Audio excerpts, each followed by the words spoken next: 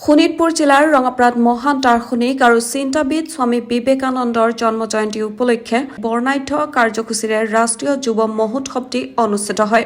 ৰঙাপাৰাৰ অগ্ৰসেন ভৱনত কেয়াৰলুইটৰ সৌজন্যত আৰু সোৱণশিৰি সংঘৰ উদ্যোগত অনুষ্ঠিত হোৱা এই মহোৎসৱত অঞ্চলটোৰ অসংখ্য যুৱক যুৱতীয়ে অংশগ্ৰহণ কৰে। মহোৎসৱৰ অংশ হিচাপে কিশোৰ-কিশোৰীসকলে যোগাসন, মল্লযুঁজ আৰু ভাৰোত্তোলনৰ দৰে বিভিন্ন ক্ৰীড়া আৰু শাৰীৰিক কৌশল প্ৰদৰ্শন কৰি উপস্থিত দৰ্শকৰ ভূয়সী প্ৰশংসা লাভ কৰে। অনুষ্ঠানটিত বিশেষ অতিথি হিচাপে উপস্থিত থাকে অসম অলিম্পিক সন্থাৰ সদস্য তুহিন হাজৰিকা, অসম গৌৰৱ সন্মানেৰে বিভূষিত সাঁতোৰবিদ এলভিছ আলী হাজৰিকা, লগতে জনপ্ৰিয় কণ্ঠশিল্পী সুলেখা চেত্ৰীয়ে অনুষ্ঠানটি গীত পৰিৱেশন কৰি অনুষ্ঠানটো অধিক ৰঙীন কৰি তোলে। উল্লেখযোগ্য যে 1985 চনৰ পৰা প্ৰতি বছৰে স্বামী বিবেকানন্দৰ আদৰ্শ আৰু যুৱ সমাজক অনুপ্ৰেৰণা যোগাবলৈ ৰাষ্ট্ৰীয় যুৱ দিৱস সমগ্ৰ ভাৰততে উদযাপন কৰি অহা হৈছে।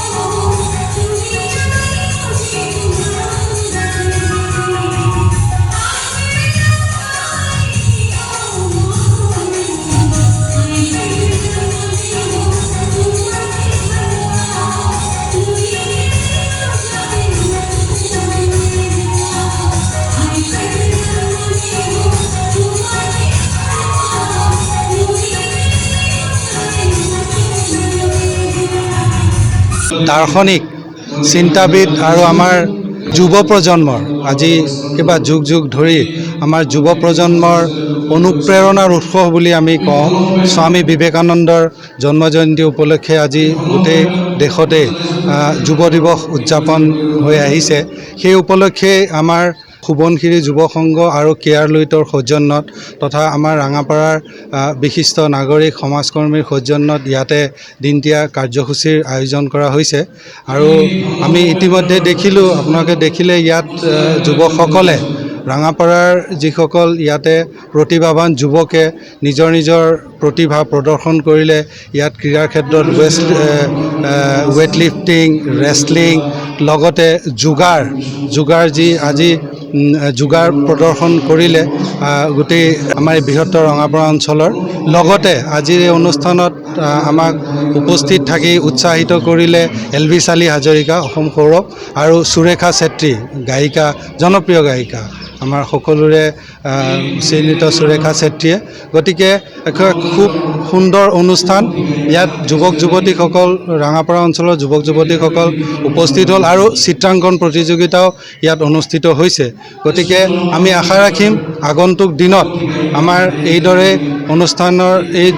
এনেকুৱা অনুষ্ঠানৰ জৰিয়তে ৰাঙাপাৰা অঞ্চলৰ যুৱক যুৱতীৰ মাজত অন্তৰ্নিহিত যি প্ৰতিভা, সেই প্ৰতিভাসমূহ প্ৰস্ফুটিত হৈ আহিব আৰু তেওঁলোকেও নিজ নিজ জীৱনৰ লক্ষ্যত উপস্থিত হোৱাত যথেষ্ট সহায় সহযোগ হ'ব।